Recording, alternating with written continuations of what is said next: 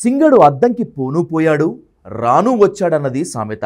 Alla Ramakrishna Reddy alias RK మళ్ళీ వైసీపీకి వచ్చేశారు. షర్మిల వెనకే నేను, ఆమెతోనే రాజకీయ అడుగులు అంటూ భారీ డైలాగులు చెప్పి వైసీపీ నుంచి కాంగ్రెస్లోకి జంప్ చేసిన ఆర్కే ఇప్పుడు తిరిగి ఫ్యాన్ పార్టీకి వచ్చేశారు. వైసీపీ అధిష్టానం మీద కోపంతో జంప్ చేసి కాంగ్రెస్ కండువా కప్పుకున్న ఈ లీడర్ కనీసం ఆ కండువాకు 4 ఉతుకులు కూడా పడకముందే గోడకు కుట్టిన బంతిలా తిరిగి వచ్చేశారు. ఆర్కే అసలు ఎందుకు వెనక్కి వచ్చాడో తెలుసా?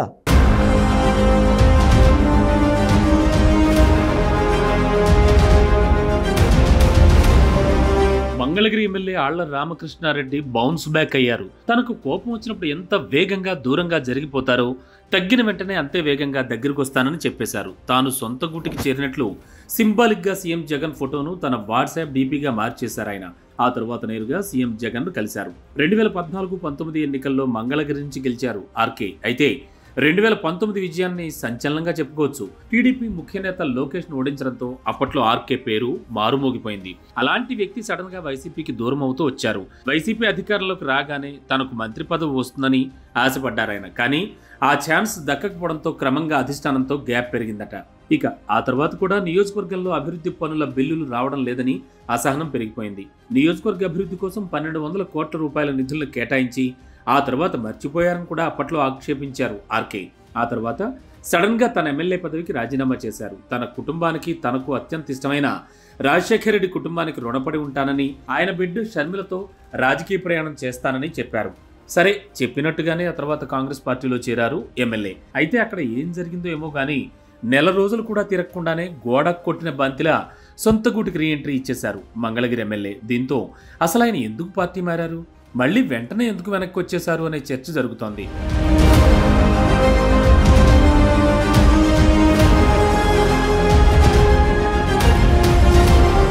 గతంలో ఆర్కే ఆరోపించినట్లుగా పెండింగ్ బిల్లులను క్లియర్ చేస్తామని ప్రభుత్వ పెద్దలు చెప్పారా, లేక పార్టీలో సముచిత స్థానం ఇస్తామని ఆఫర్ చేశారా అనే ప్రశ్నలు వస్తున్నాయి.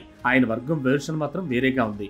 నియోజకవర్గంలో ఆయన వ్యతిరేకించే నాయకులందరినీ అధిష్టానం కట్టడి చేసిందని, ఈసారి కూడా మంగళగిరిలో లోకేష్ ఓడించేందుకు కావాల్సిన అస్త్ర శస్త్రాలన్నింటినీ సిద్ధం చేసుకునే క్రమంలోనే ఆయనకు పిలుపు వచ్చిందని చెబుతున్నారు సన్నిహితులు. ఈ టైంలో తాను వైసీపీలో చేరితే బాగుంటుందన్న సన్నిహితులు, బంధువుల వీళ్ల సూచనల మేరకే ఆయన మనసు మార్చుకున్నారట. దీనికి తోడు ఆర్కే సోదరుడు ఎంపీ అయోధ్య రామిరెడ్డి, ఆయన బావమరిది మాజీ ఎంపీ మోదుగుల వేణుగోపాల్ రెడ్డి లాంటి నాయకులు వైసీపీలోనే ఉన్నారు. ఈ పరిస్థితుల్లో తాను ఒంటరిగా బయటకొచ్చి, అందులోనూ కాంగ్రెస్ లాంటి పార్టీలో సాధించేదేమీ లేదని, బలమైన పార్టీలో ఉండడమే కరెక్ట్ అని గ్రహించినట్లు ప్రచారం జరుగుతోంది. ప్రస్తుత మంగళగిరి సీటు బీసీలకు కన్ఫర్మ్ చేసినందున ఆ అభ్యర్థికి మద్దతు ప్రకటిస్తూ ఎమ్మెల్యే ఆర్కే పనిచేస్తారని ఒక వర్గం చెబుతుంటే, మరొక వర్గం మాత్రం గుంటూరు లేదా పల్నాడు జిల్లాలో ఏదో ఒక నియోజకవర్గం నుంచి ఆయన పోటీ చేస్తారని అంటోంది. ఆయన తిరిగి పార్టీలోకి తీసుకురావడంలో కీలకంగా వ్యవహరించిన ఎంపీ అయోధ్య రామిరెడ్డికే సీటు కూడా ఇప్పిస్తారన్నది మరో ప్రచారం.